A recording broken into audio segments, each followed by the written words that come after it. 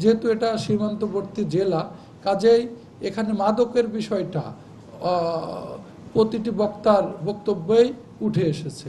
আমি মনে করি যে বর্তমান সরকারের মাদক এটা একটা অন্যতম গুরুত্বপূর্ণ প্রতিহত করার তাদের ম্যান্ডেট জনগণের কাছে। তো কাজেই সেটাকে সামনে রেখে আমি মনে করি যে অবশ্যই যশোর পুলিশ আমাদের রেঞ্জ সর্বোচ্চ শক্তি নিয়োগ করবে। আপনারা জেনে খুশি হবেন, এখানকার আগে আমি আমাদের পুলিশদের নিয়ে কল্যাণ সভা করেছি।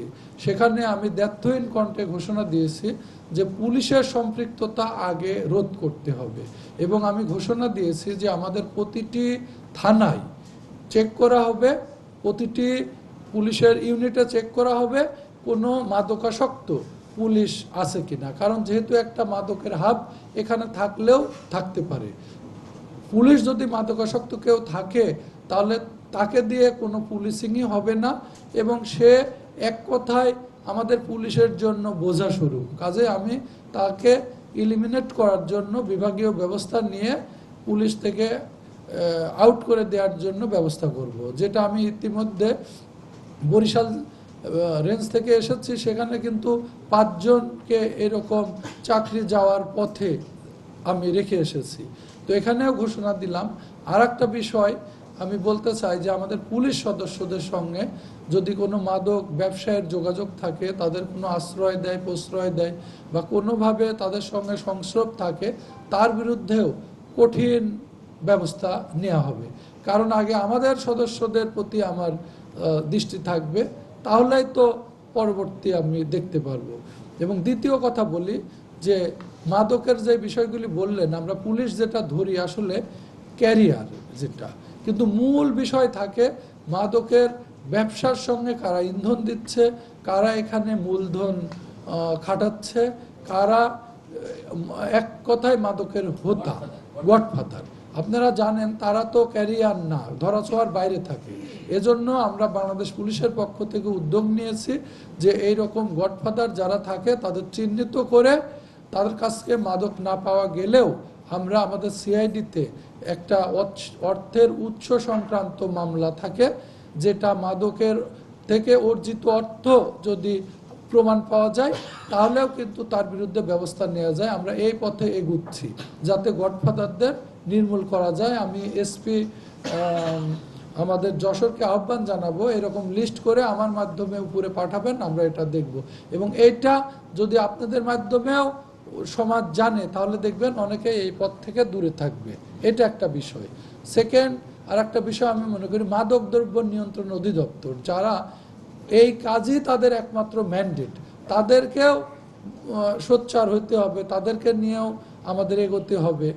আর এরপরে আমি বলতে চাই যে সামাজিক আন্দোলন যেটা বললেন, আসলে এই মাদকের বিষয় নিয়ে যদি সামাজিক আন্দোলন আমরা গড়ে তুলি, যে মাদক সমাজকে ধ্বংস করে ফেলছে, আমাদের দল মত নির্বিশেষে প্রতিটি সচেতন নাগরিকই যদি সোচ্চার হয় তাহলেও একটা বড় উদ্যোগ নেওয়া হবে বলে আমি মনে করি, যেটা বাংলাদেশ পুলিশ, যশোর পুলিশ নেতৃত্বের স্থানে আমি দেখতে চাই।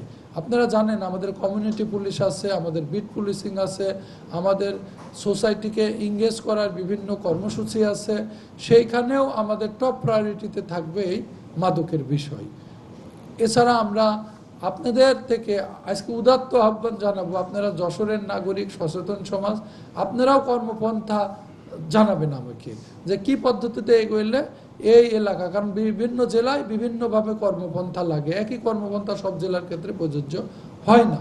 তো সেক্ষেত্রেও আমি আপনাদের আহ্বান জানাচ্ছি, দিলে আমি আমাদের সর্বোচ্চ শক্তি আমরা নিয়োগ করব। এরপর দ্বিতীয়টা আসেন কিশোর অপরাধ, যেটা বললেন যে আমাদের এটা আপনাদের মধ্যে থেকে উঠে এসেছে যে আগে যারা তাদের আশ্রয় প্রশ্রয় দিত তারা হয়তো এখানে নাই, বাট আমাদের যে কিশোর অপরাধ বা কিশোর গ্যাং এটা কিন্তু রয়ে গেছে। এটা আমি এখানকার এসপি মহোদয়কে জানাবো যে কিশোর গ্যাংকে নির্মূলের ব্যাপারে আমাদের থানা পুলিশ, তারপর ডিবি অভিযান পরিচালনা করবে, প্রয়োজন বোধে র্যাবের সহযোগিতাও এখানে নেওয়া যেতে পারে।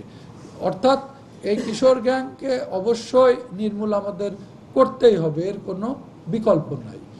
এরপর থার্ড বিষয় যেটা আসলো, আপনারা জানেন অনলাইন জুয়া। আমরা অতীতে দেখেছি যে কনভেনশনাল জুয়া, এইটার থেকেও এখন সব থেকে বড় বিষয় হয়ে দাঁড়িয়েছে অনলাইন জুয়া। যেহেতু আমাদের যুব সমাজ এটা টেক বেস একটা সমাজ, তারা এটাতে ঝুঁকে পড়ছে। আমি মনে করি যে অনলাইন জুয়া প্রতিরোধের জন্য এসপি মহোদয় এখানকার ডিবির টিম এবং অনলাইন বেস অর্থাৎ টেক বেস পুলিশের একটা টিম করবে। এই টেক বেস পুলিশের টিম দিয়ে আমরা এটাকে প্রতিহত করার জন্য এগিয়ে যাব। আপনারা জেনে খুশি হবেন, আমাদের পুলিশের মধ্যে আমি দেখলাম যে অনেক সাব ইন্সপেক্টর এএসআই আছে যারা কম্পিউটার সায়েন্সে অনার্স মাস্টার্স করা, অনেক ইঞ্জিনিয়ার এখানে আছে। এরপরে দেখলাম এমআইএসে মাস্টার্স করা আমাদের মধ্যে আছে। আমাদের পুলিশের শক্তি কি জানেন? যেখানে ভ্যারাইটি ধরনের এডুকেশনাল ব্যাকগ্রাউন্ডের পুলিশ আছে। কাজেই যার সঙ্গে যেটা ফিট হয় তাকে সেই কাজে যদি আমরা সেট করতে পারি, আমি মনে করি এটা কমব্যাট আমরা করতে পারবো।